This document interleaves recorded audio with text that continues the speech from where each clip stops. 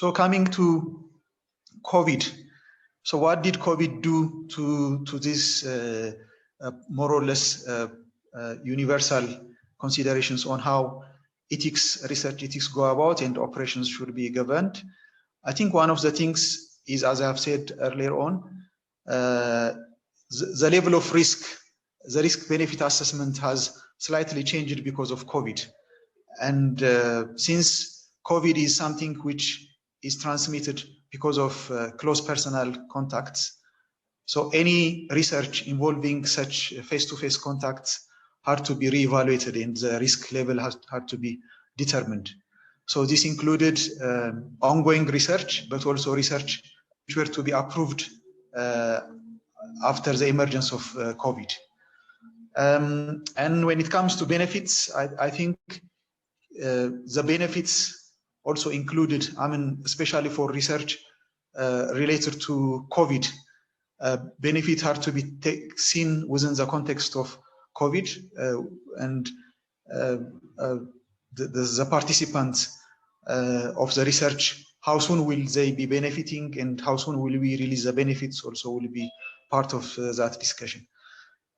Well into the research, but also within also the public health program interventions, the question of how far do we respect autonomy was an issue. The conflict between autonomy and beneficence of others, especially within the public health intervention, was considered as an issue.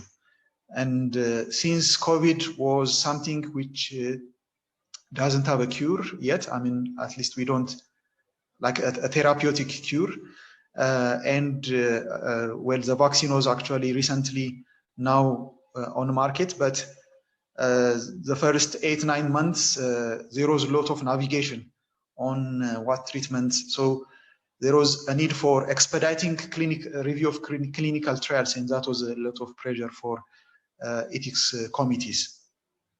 And issues of justice and fairness was an issue because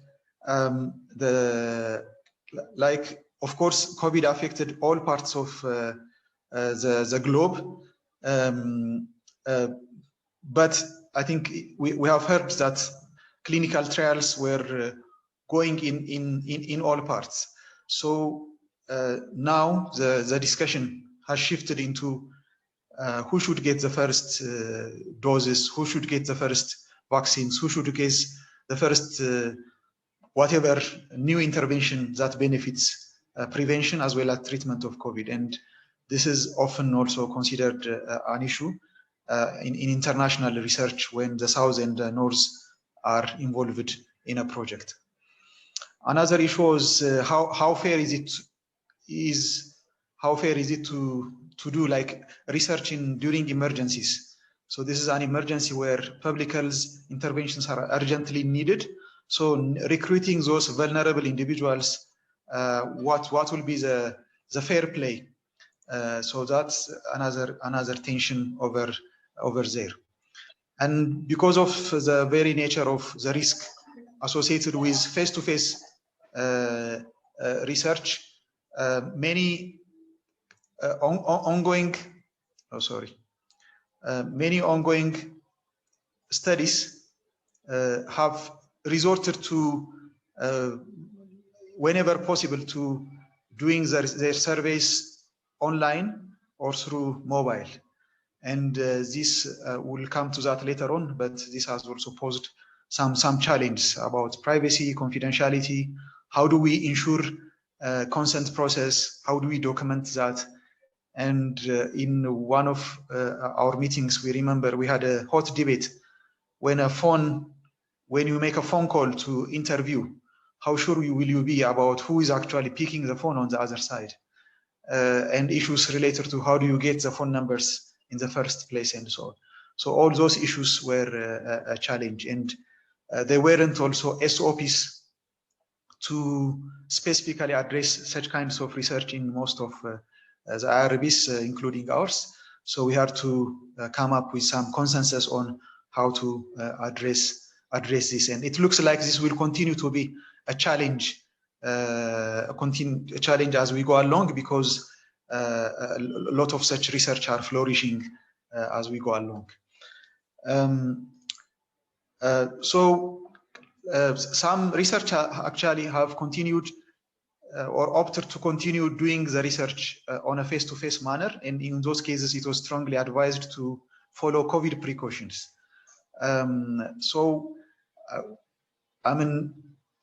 Like for those who were already approved, how do we ensure this is in place? And for the ones to be newly approved, we have to make sure that this is included in the protocols. So this also seems to be an ongoing issue for maybe months or years to come. Other than that, I think we also have to discuss about the IRB processes. Since we were not able to meet face-to-face, we resorted to virtual IRB meetings. And in our SOPs, we didn't have anything written how to run IRB meetings virtually, how to arrive into consensus, how to vote over Zoom, and also like conflict of interest and confidentiality declaration over the Zoom. So we had to learn these new steps, and we actually have agreed that we need to have a new SOP to address those issues. I have tried to prepare also some more discussions on those points, but I think the detail might not be needed at the moment, but I'll just briefly tell you a little bit more about some aspects and hand over to Joe. I think another issue was the pressure of time. Since COVID was it was a pandemic and it's life-threatening.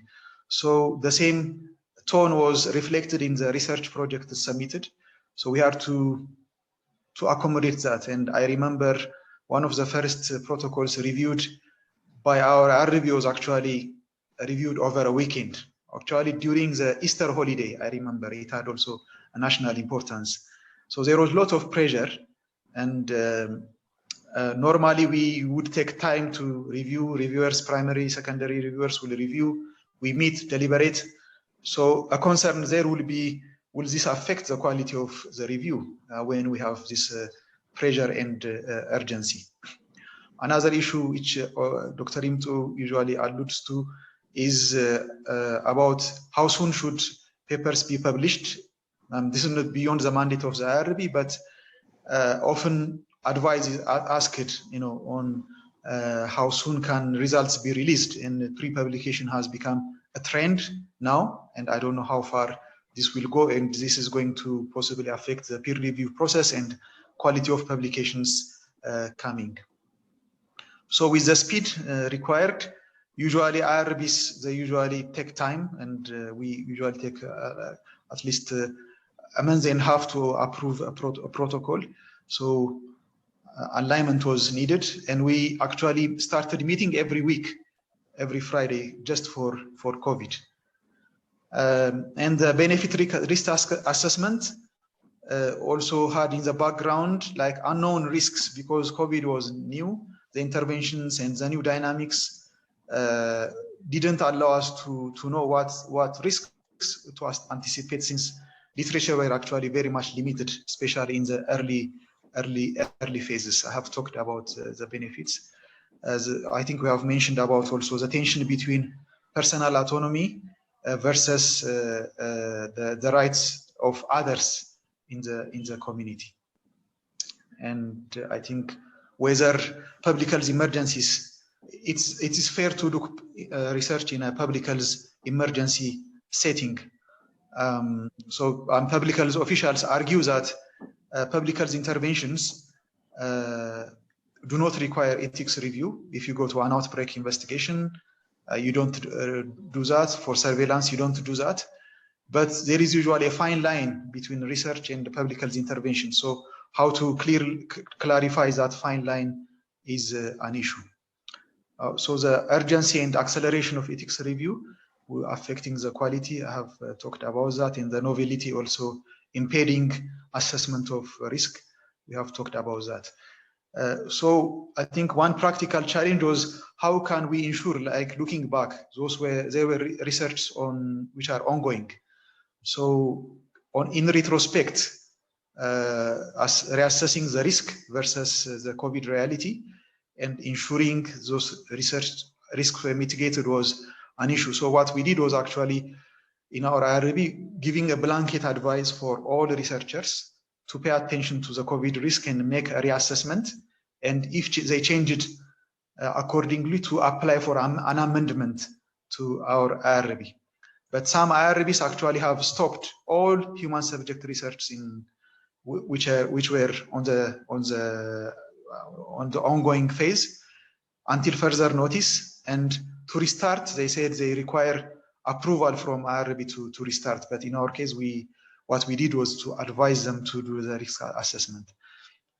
So the options, as said earlier on, was to abandon all face-to-face studies as much as possible, or if that was still mandatory, to follow strict COVID precautions, and whenever possible, also to replace those face-to-face interactions with online and telephone-based studies. In the IRB operations, also we have resorted to paperless system somehow. I mean, we started receiving documents via email and also sending those electronically for our reviewers.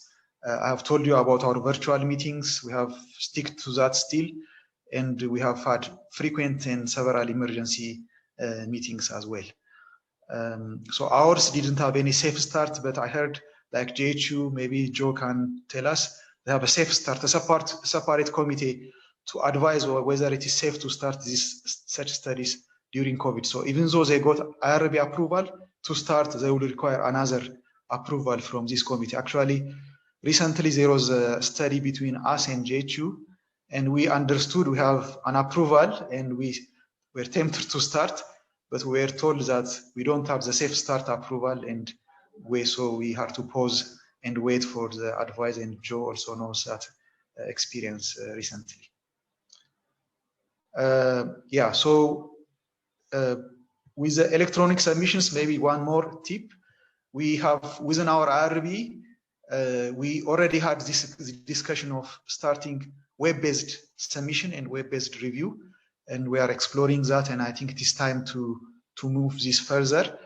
We are working with actually the main campus with the IT department to possibly launch this in this year. So this is one of our main agendas. I think maybe Joe will talk more about this, but I think related to phone and internet-based research, I think the challenge we have identified so far are related to documentation of the especially consent and privacy and confidentiality issues associated with recruitment and consenting, but also afterwards, how to keep the data and how to make sure this is kept confidential all across. So that's all from my side.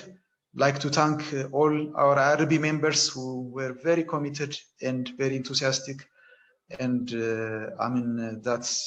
it's a privilege working with our IRB members. Thank you very much. And also Secretariat, especially Betselot, thank you very much. And we are happy to work with our JHU team who's helping and mentoring us over the years. And we have these 2 grants, and so we are thankful that we are collaborating on those, and we hope this will continue.